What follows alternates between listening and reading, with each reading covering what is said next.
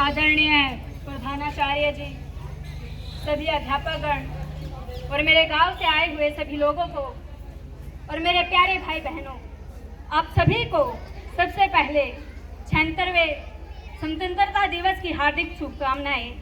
आप सभी को पता होगा कि आज के दिन हमारा भारत देश आज़ाद हुआ था। हमारा भारत देश 200 साल की गुलामी सहकर आज़ाद हुआ। हमारे देश को आज़ाद करवाने के लिए बहुत सारे क्रांतिकारियों ने अपनी जान गंवा दी। जैसा कि हमारे स्कूल के विद्वान टीचर मनोज सर बताते हैं कि हमारा देश गुलाम हमारी ही कमी के कारण हुआ।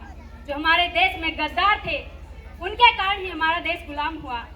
आप सभी को पता होगा कि 1757 में प्लासी का युद्ध हुआ था। जो अंग्रेज थे वो बंगाल को अपने अधीन करना चाहते थे। वे बंगाल के नवाब को अपने हाथ की कठपुतली बनाना चाहते थे। उस समय बंगाल का नवाब सिराजुद्दौला था।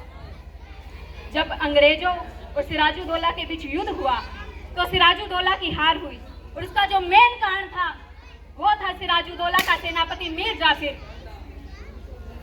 इन्हीं गद्दारों का सहारा लेते हुए अंग्रेजों ने हमारे पूरे भारत देश को गुलाम बना लिया। फिर हमारे देश में ऐसे क्रांतिकारी हुए जिनकी वजह से हमारा देश आज़ाद हुआ। अपनी पहली आवाज़ मंगल पांडे ने उठाई थी जब 1857 में पहला स्वतंत्रता संग्राम हुआ। तो हमारा देश आज़ाद तो तभी हो जाता हमारी ही कमी के कारण, यानी जो हमारे देश में सामाजिक कुरीतियाँ थी, भ्रष्टाचार था, आपसी फूट थी, उसके कारण हमारा देश 1857 में आज़ाद नहीं हो पाया और हमें 90 साल का इंतजार करना पड़ा।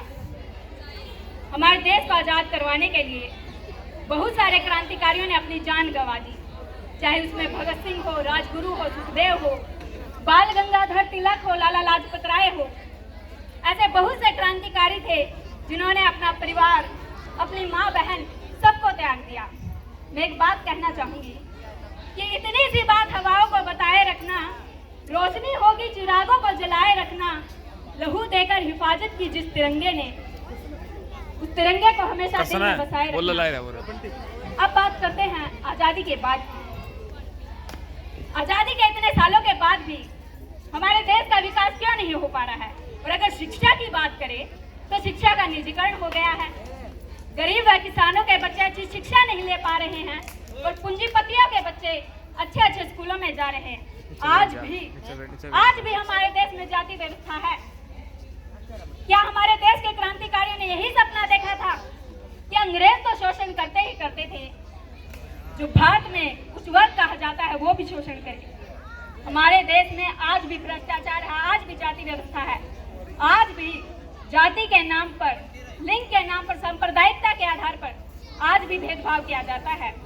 अगर हमारा देश पीछे है तो अपनी मानसिकता के कारण, अपनी रूढ़िवादी सोच के कारण। हमारे समाज में कहा जाता है कि लड़की है क्या करेगी पढ़ लिख कर, आखिर करना तो चूल्हा चौका है, घर ही तो चलाना, बच्चे ही तो पालने हैं। अरे अगर साथ दो तो वही महिला पूरे देश को चला सकती है और चलाया भी है। कोई भी देश तभी आगे बढ़ सकता है जब देश का प्रत्येक नागरिक आगे बढ़े, चाहे वो औरत हो या पुरुष। अगर हम अपने देश को विश्व गुरु बनाना चाहते हैं तो हमें ऐसे महापुरुषों की विचारधारा अपनानी होगी जो वैज्ञानिकवादी है, तर्कवादी थे, जैसे डॉक्टर भीमराव अंबेडकर, महात्मा गांधी, ज्योतिबा फूले, कबीर और सावित्रीबाई फूले। तभी हमारा देश आगे बढ़ सकता है। हम यदि किसी देश का नागरिक नशा, चोरी, लूटमार में घुस जाए तो उस देश का पतन तो होना निश्चित है। अब वो आपके ऊपर डिपेंड है कि आप अपने देश को आबाद करना चाहते हैं या बर्बाद।